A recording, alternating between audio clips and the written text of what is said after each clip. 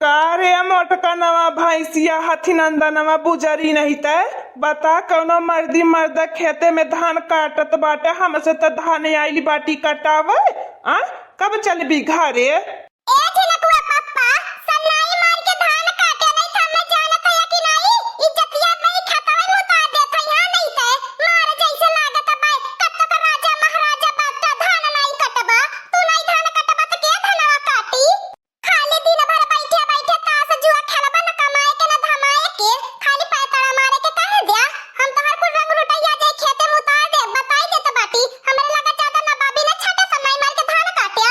अरे मोटकानवा बहुत बिजोड़ घमवा लागत बाय मरे चकी नहीं घमवा भभात हरे मोटकानवा और तो हमारे बहुत जोर का भूख पियासी लगल बाय चलू आओ घरे संझा के टाइम आवले जाई फिर काटे।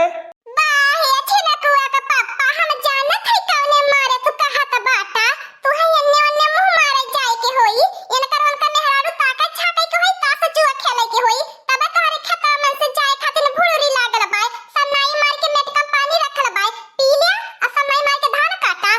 पुजरी नहीं तो लागत बाई आज धान कटाए कटाए हमें मुआ नहीं खेती में इ तो हाथी के बच्चा पाए न तो ये घाम असर करत बा न बयार असर करत बाए हम दू बार पातर बाटी हमें भूखियो लगल पियसियो लगल लेकिन तो के समझावे यसस मेहरारून के।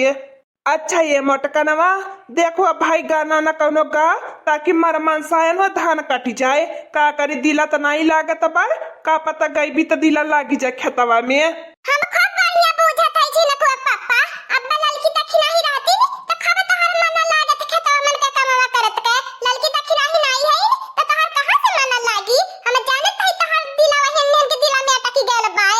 चल तब हम झिनकुआ पप्पा जब तू धनवा काटे खातिर तैयार बाटे तो हम तुहे कुछ सुनावत बाटी काटा मन लगाई के हां अब हैसा ने मुंह बनाई के हम निहारा धान काटा रतिया छे के बायन हरिया डेरिया लागे राजऊ रतिया छे के बायन हरिया डेरिया लागे राजऊ हरतिया छे के बायन हरिया डेरिया लागे राजऊ डेरिया लागे राजऊ डेरिया लागे राजऊ रतिया छे के बायन हरिया डेरिया लागे राजऊ हरिया लागे राजऊ डेरिया लागे राजऊ रतिया छे के बायन हरिया डेरिया लागे राजऊ निहुरी निहुरी आइली सासु हम जानी कुकुरिया हमरे डेरिया लागे ना हमरे डेरिया लागे ना रतिया छकले बायन हरिया हमरे डेरिया लागे ना हनी हुरी निहुरी आइली सासु हम जानी कुकुरिया हमरे डेरिया लागे ना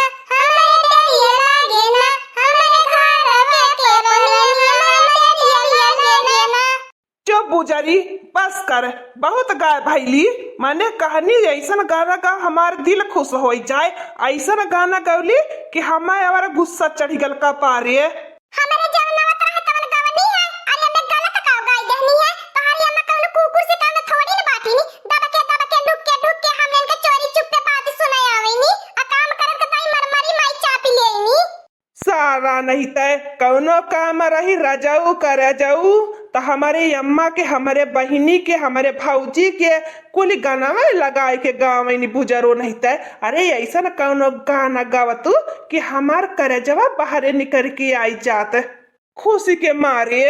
तला एवा झिनकुआ पप्पा हसुआ त लेला बाटी फाड़ के करे जा बाहरवा निकाल देई जब हमरे गाना सुन के माई करे जा बाहर आवा तबा तला हसुआ से फाड़ के करे जा बाहर कई देई जब तो अपन करे जा बाहर निकल लेके तनी सौकी चढ़ल बाय सन्नाई मार के काटे चुपाई मार के मुंह टेपे से जब बताइया सन्नाई मार के धान काटे नहीं तो खत्म लग उठा उठा पटक के मारन के बचा हुआ नहीं मिली आज बगले ओए ये मोरे बापा रे बापा जा हमार बड़की जिज्जी माने तू ही एकठी मेहरारू बाटू एतना तू केतना छगाड़ा करैलु बाड़ू जाने से घरे रहा त घरो तोहर बाजा की नहीं मुंह बाजल करे आ खेते बारी रहबू तबो मुंह बाजा की नहीं बजवले रहबू माने जवन बाड़ू जान से सपारत बा तवन त करता बाटे त काहे हरदम बाड़ू जान के अपने लाते कलतियावन बनवले रहैलु कासम से हमार बड़की जिज्जी एतना जोर जोर से बाड़ू जान से झगड़ा करती हो कि हमने वह टोला धान काटत रहनी हमने सोचली कैसे झगड़ा होता बाय सुनत सुनत सुनत एकन हमने आई गईनी बड़की जिज्जी आई गईलु भतार काटी पंचायत जोर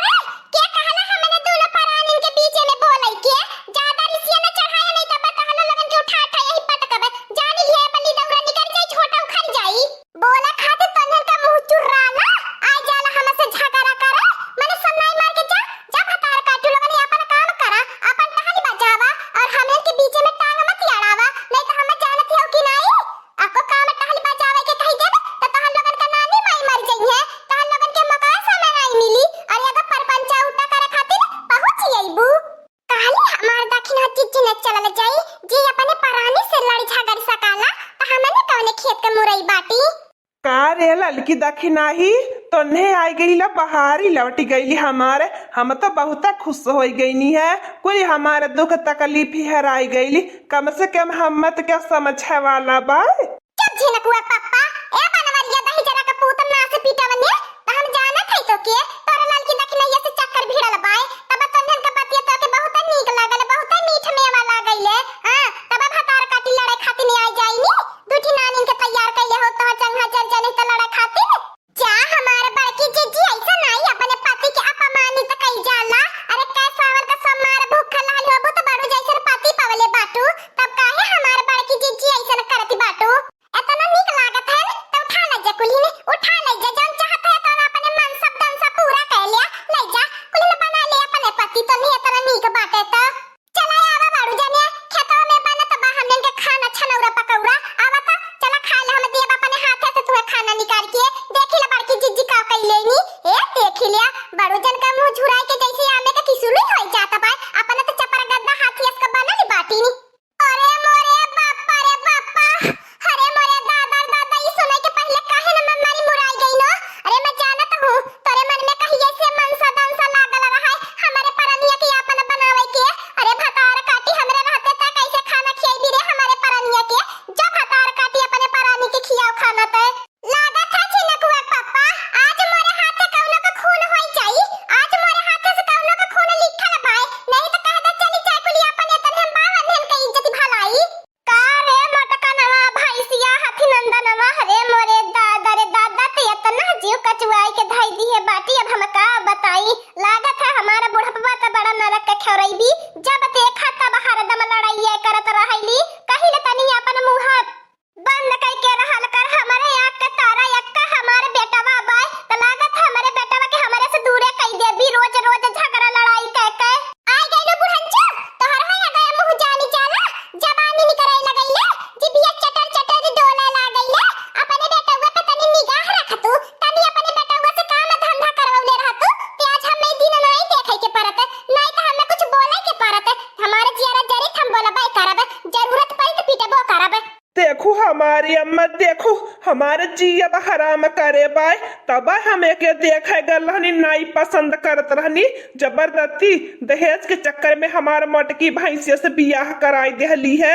अरे नाई जनली कि हम अपने बेटा खातिर मेहरिया ले जात है कि भैंसी ले जात बाटी। हमारे कटाई में तो लगाई देहली पगहा, अब लई के जिंदगी भर तो हम झेले के बाय। अरे जा छिनकुआ का पापा बनवरिया जा रे जा। अरे अपन मुंह एक दाई शीशा में निहार लेते, शीशा ना तो पानी में झांक लेते। अरे हमारे जैसन मेहरारू रहा कि तोरे में नोन तेल डाल देहली रे, नहीं तो दूसर कौनो रहली होत त कहिया भागली होत तने माई पूतन के गुण पिए। नैहर का हमारी अम्मा हमारे देह पाल दी है रहा कि हमारे दुनिया भर के चांगर भगवान दी है बाटे। अपन खात बाटी आ खात बाटी तने के चलत हम वैसे उपवास कई के सुत्ती। अतहान लगन भतार काटी लगन पहले चाहे अपन सासु ननदी अपन परानी संभारा, तब दूसरे के घर में ताका झांकी करे। भतार काटी लगन अपन ढढ़ना न निहारा, दूसरे के फूली पहले निहारे पहुंचिया वाला कह रहीलू। जवन है जुलफिया छलवा काट के सोचती हो बड़की जीजी के परानिया के लटकाई ले त जियत जी ऐसन नाई होवई देब। कान खोल के सुनी लिया झिनकुआ का पापा हमसे बियाह करे है न बियाह, हमारे साथ जन्म खातिर परानी होई गेल बाय। हां चाहे जैसे नीके बेकारे लइके झेले के बहा मही के तहा लगन तना भतार काटिया वाला कारा। चला हो चला हमार दखिन हो जीजी और बेइज्जती नहीं करवावे के बाय। बड़की जीजी के कपारे पे हरदम सना का सवार रहाला। अरे कुली के दवाई बा संका का नहीं दवाई बा, नहीं संका का दवाई बा न संका की इलाज बा। चला आवा है हमारा दखिन हो जीजी। और रुकल रहता रे लड़की देखी नाही तनकी है गवा कवर धनवा काट ले संघरिया में चलल जात। ए अम्मा कहा तो रुक यह देख बनवरिया नीक याद तोरी नहीं भाई, दूसरे के मेहरियन का निहारा में छोड़ दे। हां ई तो ठीक है मटकनवा बोलती है हमानीला में दूसरे के मेहरियन निहार पे ते अपने घर में यह झगड़ा झंझटी होई रोज रोज। चाहे तोर मेहरियन निक होय और चाहे खराब होय, घर का टहलिया हुआ बजावती है। दूसरे के मेहरियन दूरवा से देखत के सबके नीक लागइले। आ तन्ने का करे आई जाला ये हमारे बेटा पतोही का मानीला बाय। अपने में चाहे लड़ाई करे चाहे झगड़ा करे तन्ने के होला बीच में बोले वाला। जाता यहां से मुंह उठा के चली आवेलू भतार काटियो लोगन। हां